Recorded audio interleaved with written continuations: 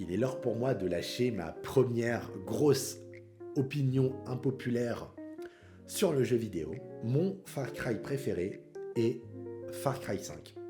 Là où beaucoup de gens vont te dire « Ah oui, mon préféré c'est le 3 parce qu'il y a Vaas et que c'est incroyable et tout ça. » Ok, peut-être.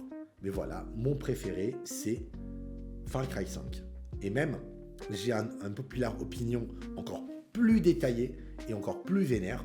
Je trouve que Joseph Seed est un méchant plus marquant et meilleur que Vaas. Par contre, là où je suis d'accord, c'est que Far Cry 5 n'a pas réussi à bien mettre en avant Joseph Seed.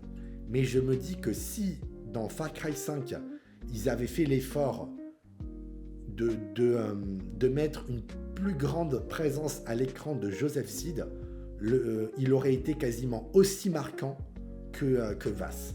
J'y ai joué à Far Cry 3, mais le problème c'est que j'y ai joué après la guerre. Dans le sens où j'y ai joué des années après sa sortie et des années après que la hype soit retombée, après que le succès soit redescendu. Donc déjà, j'étais plus dans ce mood-là, donc du coup, voilà. Moi, disons que j'ai vraiment commencé à jouer aux jeux vidéo au moment où Far Cry 4 est sorti. Donc je vous avoue que déjà Far Cry 4 m'est beaucoup plus resté en tête que Far Cry 3. Et ensuite, quelques années plus tard, il y a eu Far Cry 5 qui est sorti. Et là, pour moi, ça a été une véritable révélation. Car encore, lors de la sortie de Far Cry 4, j'avais pas encore forcément commencé à beaucoup jouer aux jeux vidéo. Mais par contre, pour Far Cry 5, pour sa sortie, je m'étais plongé à fond dans les jeux vidéo et j'étais là dès le mois de sa sortie. Donc dès sa sortie, j'y ai joué et ça a été une révélation pour moi. C'était incroyable. J'ai adoré ce jeu. Et encore maintenant, je le considère être dans mon top 10 de mes jeux préférés. Un amour pour Far Cry 5, également dans les jeux Far Cry 5. Dans le jeu Far Cry 5, il y avait quelque chose que j'appréciais énormément, c'est la catégorie arcade. Pour ceux qui ne savent pas ce qu'est arcade, c'était une sorte de mode pour créer des maps.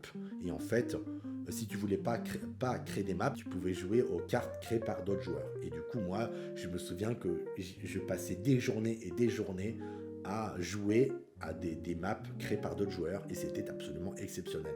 Et je vais pas vous mentir que même maintenant, là en 2025, ça m'arrive de temps en temps de rejouer à arcade et de jouer aux nouvelles maps que créent les joueurs, car même encore maintenant en 2025, alors que le jeu est sorti depuis plus de 5 ans, il y a encore des gens qui créent des cartes sur arcade. Et moi, je prends un immense plaisir à y jouer. Et même aussi, ce que j'ai adoré dans Far Cry 5, c'est tout l'univers qui tourne autour. Enfin, dans le sens, déjà, le fait de faire un Far Cry qui se passe cette fois aux États-Unis, dans les forêts du Montana, c'était absolument génial. C'était génial. Je sais pas, il y avait une sorte aussi de...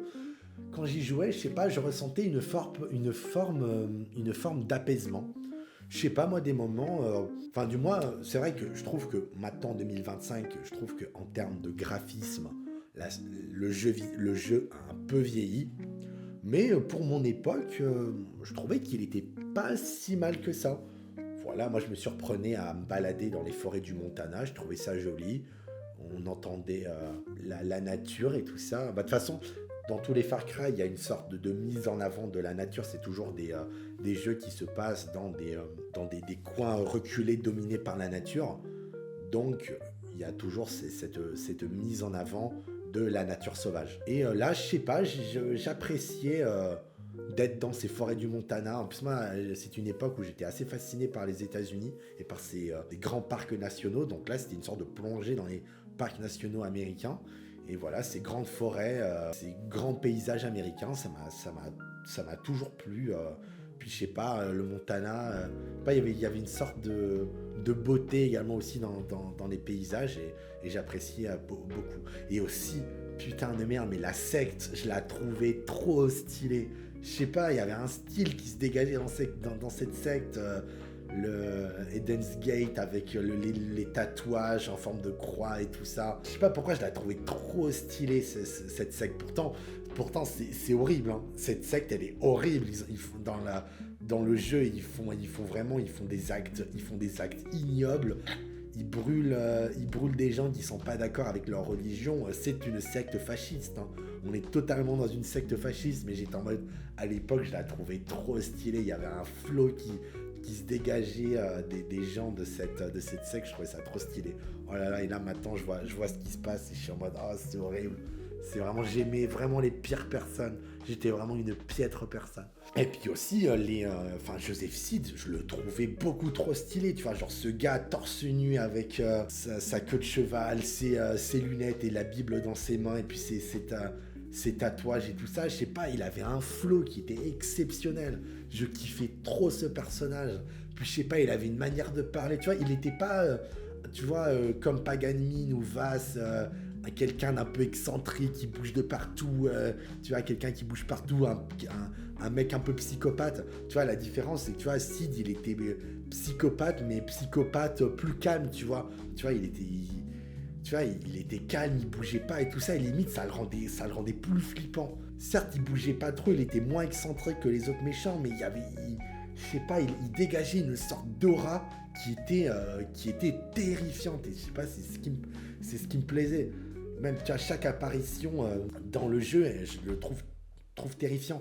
Par contre, comme je le disais, là où je suis deg dans Far Cry 5, c'est que le problème, c'est qu'il a un temps de présence à l'écran qui est malheureusement trop faible. Et c'est pour ça que les gens ont moins apprécié ce méchant, c'est qu'on le voit quasiment jamais dans le jeu. On met toujours plus en avant ses généraux, donc Face, Jacob et John, plutôt que Joseph Seed lui-même. Donc c'est un peu ça qui m'a déçu. Et encore une fois, je pense que si on l'avait plus mis en avant comme Vass ou Pagan, il serait arrivé au niveau de Vass en termes de dangerosité et d'appréciation des joueurs. Je trouvais la BO super bien aussi, cette BO un peu country américaine et tout ça.